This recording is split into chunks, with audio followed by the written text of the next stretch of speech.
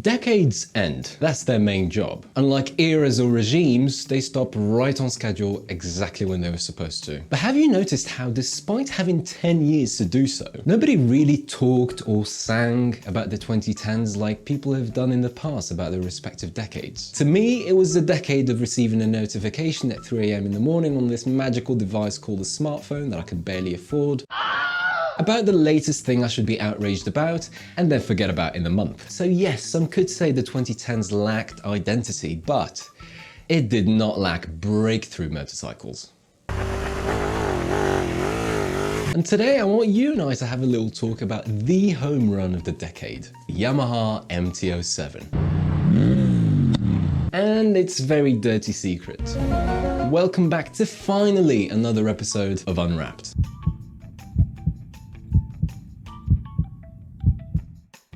If this is your first time here, well, welcome. I talk bikes all day and have fun doing so. If that sounds up your alley, then welcome to the show. And the first rule of this club is you don't watch without subscribing.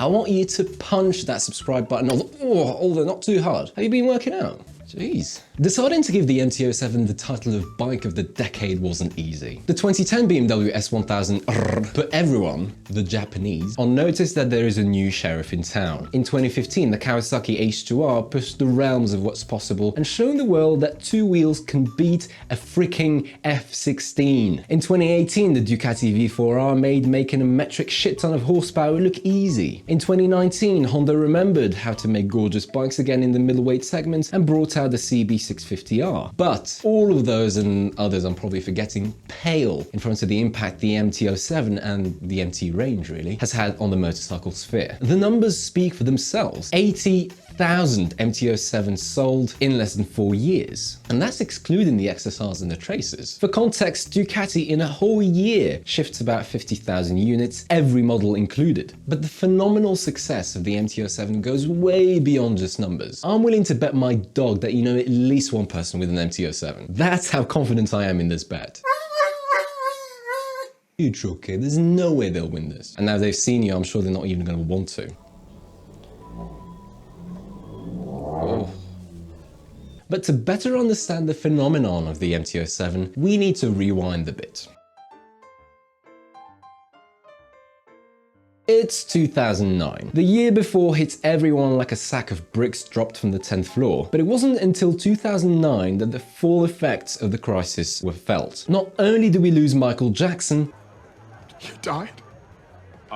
but motorcycle sales fell off a cliff. And Yamaha, just like the others, knew they had to go for a big hibernation in the bunker. But as their last hurrah before they turned the R&D taps to zero and put the key under the mat, they released the crossplane R1 and this beast, the VMAX, in just about the worst climates possible. Can you just imagine the poor salesman who has to sell that? Hey, I know you just lost 3 of your houses, your pension is half what you put in, and your job is at risk. But can I interest you in this 1.7 litre monument of excess and burnouts? And just like that, the middleweight segment of Yamaha will stay dormant for the foreseeable future, with no new updates and with only 2 bikes to hold the fort, really. The 2006 MT-03, which was now an ancient platform way past peak sales, and the XJ6, which... Look, the kindest thing I can say about the XJ6 is it's if the word meh was a bike. Meh. At the turn of the 2010s, people realized that maybe, just maybe, they had gotten completely drunk on ridiculous sport bikes. And really, how could you blame us? With your R1s, your Fireblades, your Gixxers and your ZX10s, one better than the year prior. But people were now cash-strapped. I'm broke! I'm broke! And after a decade of excess, they were very heavy with a certain feeling of self-disgust. Not too different from how one feels after rubbing one out for 5 unproductive hours, then turning the screen off and looking at your sad reflection. You know, people came to terms with having to go back to a simpler type of biking. So this created a growing demand in the naked middleweight segment. And there was 3 schools of thought between manufacturers. Number 1, reheating in the microwave existing models and taking absolutely no risk whatsoever. The Kawasaki ER6 model model. Number 2, monumentally shooting yourself in the foot by restyling your bestseller and accidentally killing it off. The Suzuki Gladius model. You know, just because you can doesn't mean you should, Suzuki. Your scientists were so preoccupied with whether or not they could, they didn't stop to think if they should. You know, there's a common misconception that back around the 2010s, this guy was the world's most wanted man.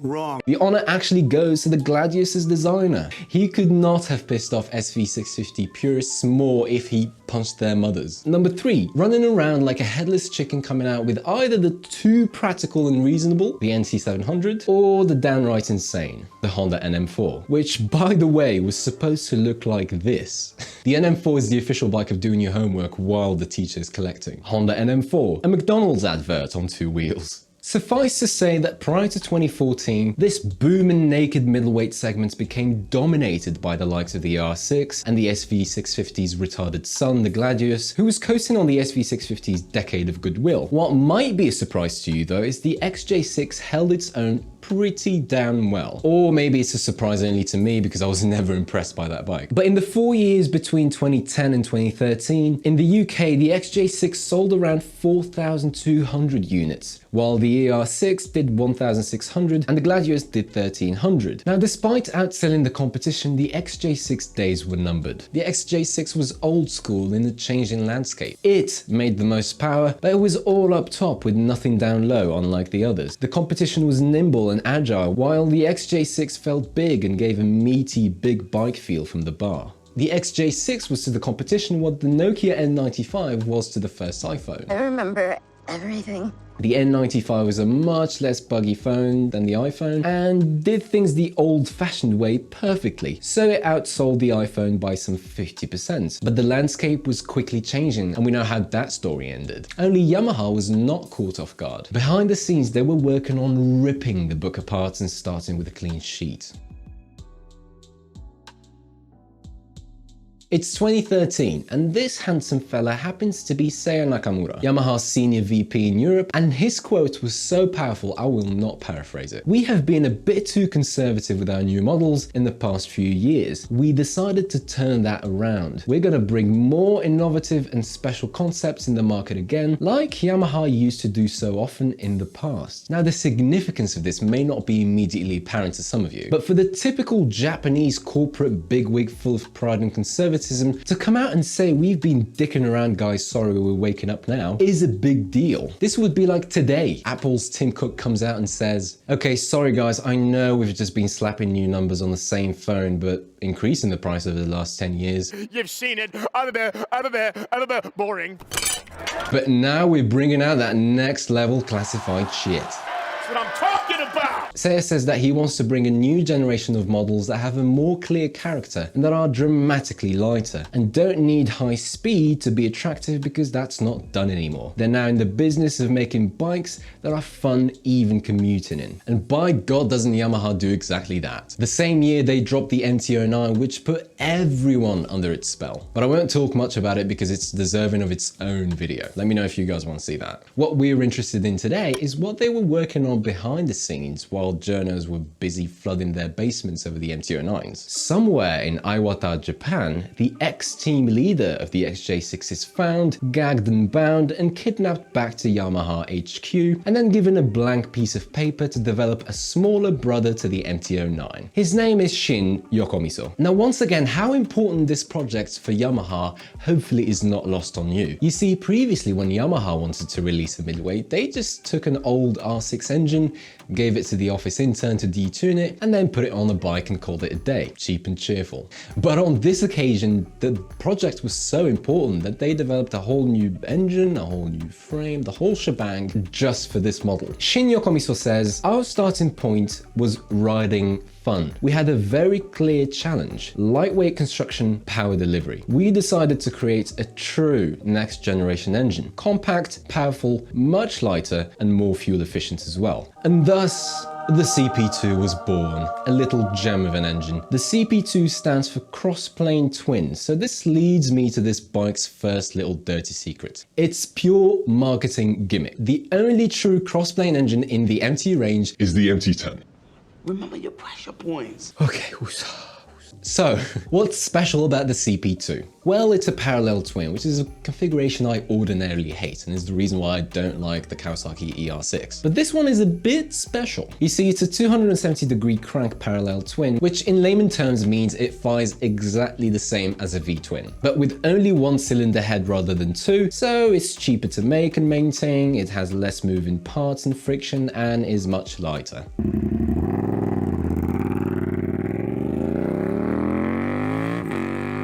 Now the CP2 makes 75 rowdy but friendly horsepowers, which was below the XJ6's all-up top 78 horsepowers, but it more than made up for that by pumping out 68 Newton meters of twerks compared to only 60 for the XJ6. In short, Shin was true to his words and had the engineers bring out a truly characterful and playful engine to replace the sewn machine on the XJ6. So after securing the beating heart of this new project, Shin Yokomiso attacked the rest and had a brand new frame made. What he settled on was a minimalistic tubular backbone frame, and that was the real party piece of this new bike. It is this frame that allowed this new bike to weigh only 179 kilos. Wet. This was unprecedented in the market. For context, the XJ6 it was replacing weighed 205 kilos, 26 kilos less.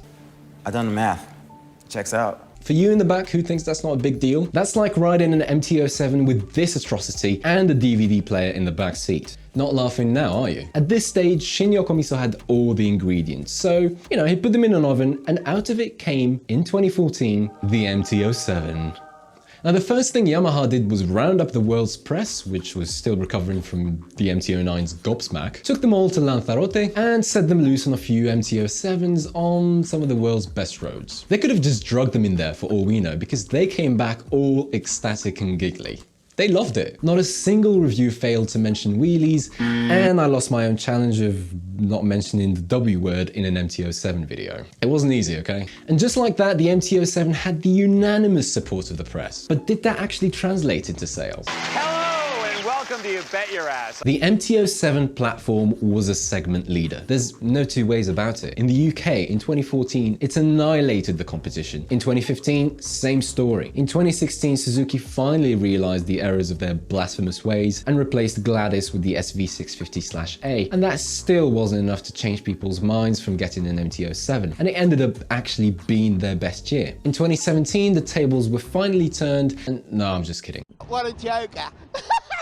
The MT-07 beat them to a pulp again. And again in 2018, and just for good measure, in 2019 as well. The UK, just like the rest of the world, can't get enough of the MT-07 platform. Now I hear YouTube loves the top 5 list, so here's one. 5 reasons why the MT-07 was an immediate success. Well, it made more horses than the ER6 or the Gladius, and more torque, which made it a favorite to hooligans and forever etched the MT-07 in the YouTube motor vlogger starter pack. Number 2, it was a compact featherweight compared to the others, which gave it diabolical agility and made it a favorite to women, commuters, learners, and even schools. Number 3, it had a masculinity affirming, ego inflating, big fat 180 section tire, while all the others had puny 160s. Yamaha was laughing all the way to the bank, while all the other manufacturers were just looking at each other and whinging. But that's illegal! Number 4, it had the unanimous favor of the press, which created a strong demand for it, which means MT-07s hold their value extremely well. Number 5, wait, did I mention the big fat rear tire?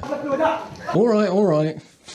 To top it all off, the MT-07 was affordable, if not cheap. It was designed with it being a platform for future models, with cost effectiveness in mind and ease of assembly in overseas factories if needed, which pushed costs down and therefore yielded prices similar to the competition. So you and I had an affordable bike, which was a breath of fresh air in a sea of ER6s, which was 2006 technology, and Gladiuses, which was 1999 technology. The rest was either too expensive, fragile, or simply had different priorities. That's not, however, to say MT-07s had no fault. Oh no. MT-07 fans, you can leave. You're not gonna like what's coming up. Oh no. Number 1, building the best bike possible is relatively easy. Aprilia, when making their latest RSV4, just go and pick the best components available at the time and just charge you for it with a markup because they can. Building a bike to a budget, however, is incredibly hard. You can't have it all. If you put all your money on the engine, you have to skimp on something else. And on the MT-07's case, well, they put all their XP points on the engine and put none on their suspension. All you had was this box standard non-adjustable in any way KYB forks up up front, which were often referred to as pogo sticks. Even crutches would have done a better job. Number 2, the tack is plasticky. Things squeak, the seat is uncomfortable, and the switchgear is made for tiny Japanese hands, I guess? And number 3, the MT-07's biggest dirty secret. It's a difficult pill to swallow, but the very source of the MT-07's success is also its Achilles heel. Remember how I was praising the frame and its incredible lightness along with its swing arm? Well, for cost cutting, they were made of steel. Now that in itself could have been okay. Now they must have skimped on material quality or rust proofing or the paint thickness or welding methods or something, because with any serious use, MT-07s rust like a 1990s MX-5. I've had multiple reports of people's 15,000 miles MT-07 develop in rust, which is an extreme shame since the engine is bulletproof. Is it a sign that for the Tenere, which is guaranteed to see many strenuous miles, Yamaha made a brand new frame for it?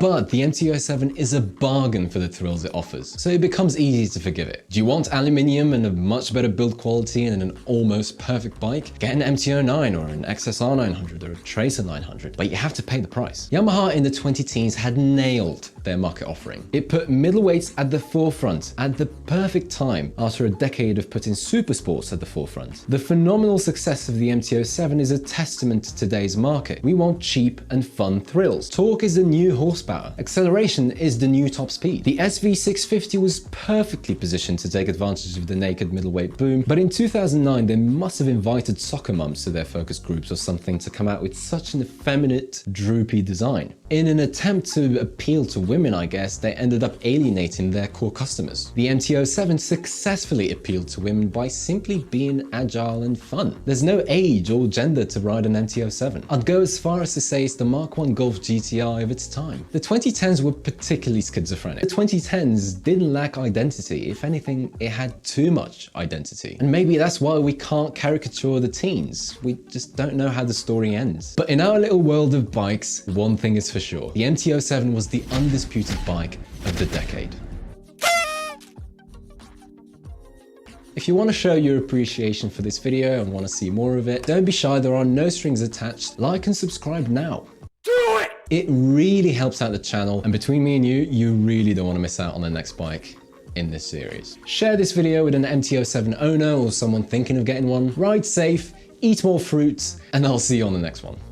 The XJ6 was to the competition what the affordable bike, which was a breath of fresh air.